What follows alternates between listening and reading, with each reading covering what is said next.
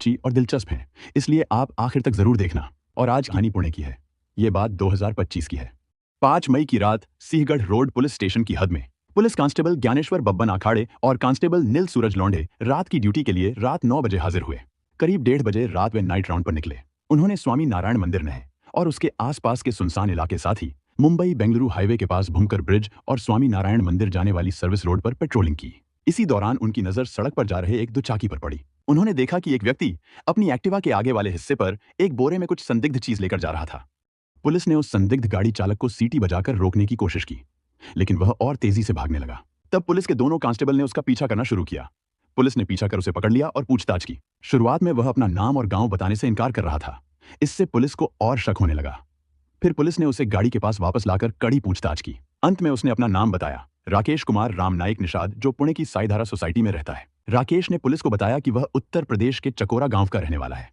जब पुलिस ने एक्टिवा गाड़ी में रखे बोरे की जांच की तो उसमें से किसी महिला के पैर दिखाई दिए। राकेश ने बताया कि वह सबूत मिटाने के लिए महिला के शव को कातरज घाट के पास पहाड़ी इलाके में फेंकने जा रहा था। यह मामला गंभीर था, इसलिए पुलिस कर्मचारियों ने रात्रि गश्त पर मौजूद उप निरीक्षक सावंत को फोन करके सूचित किया। सूचना मिलते ही उप निरीक्षक सावंत घटनास्थल पर पहुंचे। घटनास्थल पर पहुंचकर उन्होंने महिला का शव देखा। शव का पंचनामा करने के लिए उसे ससून हॉस्पिटल ले जाया गया। उप निरीक्षक सावंत ने राकेश से घटनास्थल के बारे में पूछा और राकेश ने उन्हें सीधे घटनास्थल तक ले जाकर दिखाया। यह जगह नांदेड़ सिटी पुलिस थाना के क्षेत्र में आती थी, इसलिए police constable Gyaneshwar Akhade Nanded city police station गए और वहां सरकार के प्रतिनिधि के रूप में शिकायत दर्ज करवाई। नांदेड़ सिटी पुलिस स्टेशन में सहायक पुलिस निरीक्षक राहुल यादव ने मामला दर्ज किया और वरिष्ठ पुलिस निरीक्षक अतुल बोस को सारी जानकारी दी। वरिष्ठ निरीक्षक ने पूरी जानकारी ध्यान से ली। आगे की जांच नांदेड़ सिटी पुलिस स्टेशन के सहायक निरीक्षक प्रदीप जाधव को सौंपी गई। प्रदीप जाधव घटनास्थल गए और पंचनामा तैयार किया। बबीता के छोटे बेटे से पूछताछ की गई। बच्चे ने बताया कि उसके पापा ने मम्मी का गला दबाकर मार दिया। उसने यह भी बताया कि इसके बाद उसे होटल में खाना खाने के लिए ले जाया गया। इस बीच पोस्टमार्टम करने वाले मेडिकल ऑफिसर ने पुलिस को बताया कि बबीता का गला दबाया गया था और उसके पैरों और सिर पर भी खरोंच जैसी चोटें थीं। राकेश से फिर पूछताछ की गई तो उसने बताया कि वह गाड़ी से ले जाते समय उसके सिर और पैरों को चोट लगी थी। पुलिस ने राकेश से हत्या में इस्तेमाल की गई एक्टिवा और घटना के समय उसके द्वारा पहने गए कपड़े जब्त किए। बबीता के छोटे बेटे का बयान भी दर्ज किया गया। अंत में राकेश के खिलाफ नांदेड़ सिटी पुलिस स्टेशन में मामला दर्ज किया गया।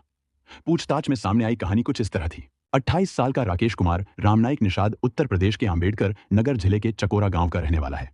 उसी गांव में बबीता नाम की एक लड़की रहती थी। जब बबीता स्कूल जाती तो अक्सर उसे राकेश मिल जाता था। राकेश उसे प्यार भरी नजरों से देखता और बबीता को भी राकेश अच्छा लगता। उनका झुकाव धीरे धीरे एक दूसरे की तरफ बढ़ने लगा। यह सिलसिला काफी समय तक चलता रहा। समय अपने तरीके से चलता रहा और दोनों के बीच नजदीकियां बढ़ती रहीं, लेकिन उनके परिवार इस रिश्ते के खिलाफ थे। नतीजा यह हुआ कि राकेश की शादी घर वालों ने दूसरी लड़की से कर दी और बबीता की शादी भी उसके माता पिता ने कहीं और करा दी। शादी के बाद दोनों अपने अपने घर में रहने लगे। राकेश अपने घर परिवार में और बबीता अपने ससुराल में लगी रही। लेकिन कुछ समय बाद उनकी फिर से मुलाकात हो गई। जैसे ही वे मिले उन्हें लगा कि उनका पुराना प्यार अब भी जिंदा है। दोनों ने एक दूसरे के मोबाइल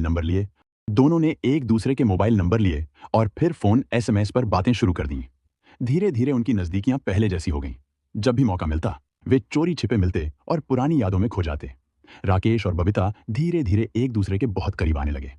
पहले वे छुप छुप कर मिलते थे, लेकिन अब उन्हें बस चोरी छिपे मिलना अच्छा नहीं लगता था। वे हमेशा के लिए साथ रहना चाहते थे, लेकिन राकेश की पत्नी और बबीता का पति इससे परेशान थे। इस वजह से दोनों ने सोचना शुरू किया कि अब क्या करना चाहिए। आखिरकार उन्होंने फैसला किया कि वे अपने पुराने साथी छोड़ देंगे और एक दूसरे के साथ अपना नया जीवन शुरू करेंगे। दोनों ने तय किया कि वे उत्तर प्रदेश छोड़कर पुणे चले जाएंगे। वहां जाकर कामकाज करेंगे और पति पत्नी की तरह साथ रहेंगे। बबीता ने अपने पति को छोड़कर अपने बेटे के साथ राकेश के पास पुणे आ गई। राकेश ने भी अपनी पत्नी को छोड़ दिया और बबीता के साथ पुणे में आकर एक जगह कमरा लेकर रहने लगे। पुणे में आकर उन्होंने शादी कर ली। राकेश मजदूरी करके अपनी रोजी रोटी चलाता था। शुरुआत में दोनों बहुत प्यार में डूबे थे। उनका दिन रात प्यार और मौज मस्ती में बीतता था, लेकिन कुछ समय बाद छोटी छोटी बातें लेकर झगड़े होने लगे। दरअसल जो कमाई उसे मिलती थी उसका कुछ हिस्सा वह उत्तर प्रदेश अपने पिता को भेजता था। इस वजह से उसके और पत्नी के बीच अक्सर झगड़े हो जाते थे। धीरे धीरे प्यार कम होता गया और लड़ाइयां बढ़ने लगी। कभी कभी बहुत ही छोटी छोटी बातों पर भी बड़ा झगड़ा होने लगा। इन झगड़ों से राकेश काफी परेशान हो गया। उसे लगता था कि वह क्यों अपनी पत्नी छोड़कर बबीता के पीछे पड़ा, लेकिन अब वापस भी जाना मुश्किल था। बबीता राकेश को छोड़ने को तैयार नहीं थी। उसका पति और मायके दोनों के दरवाजे उसके लिए बंद हो चुके थे। अब उसके पास राकेश के अलावा कोई रास्ता बचा नहीं था। हालांकि बबीता उसे गुस्से में कोसती थी, लेकिन फिर भी उसे राकेश के पास रहना पड़ता था। यह सब देखकर राकेश के मन में खतरनाक ख्याल आने लगे। उसे लगा कि अगर वह इससे छुटकारा पाना चाहता है तो उसे बबीता की आवाज हमेशा के लिए दबानी होगी। 5 मई 2025 को राकेश के पिता का फोन आया और उन्होंने पैसे मांगे। बबीता ने पैसे देने से इनकार कर दिया। इस वजह से दोनों के बीच बहुत बड़ा झगड़ा हो गया। झगड़ा बढ़ता गया और राकेश का गुस्सा भी बढ़ता गया। गुस्से में उसने बबीता का गला दबाकर उसकी हत्या कर दी। जब बबीता की मौत हो गई तब राकेश को होश आया और उसे समझ में आया कि उसने क्या किया है। यह पूरी घटना उनके 8 साल के बेटे के सामने हुई। पत्नी की हत्या करने के बाद राकेश अपने बेटे को बाहर ले गया और उसे खाना खिलाया। इसके बाद उसने बेटे को घर लाकर सुला दिया। अब वह इससे बाहर निकलने का रास्ता सोचने लगा। उसे डर था कि अगर कोई जान गया कि ये दोनों साथ में थे तो बबीता के बारे में कोई सवाल नहीं पूछेगा। इसलिए उसने सोचा कि हत्या का सबूत मिटा देना चाहिए।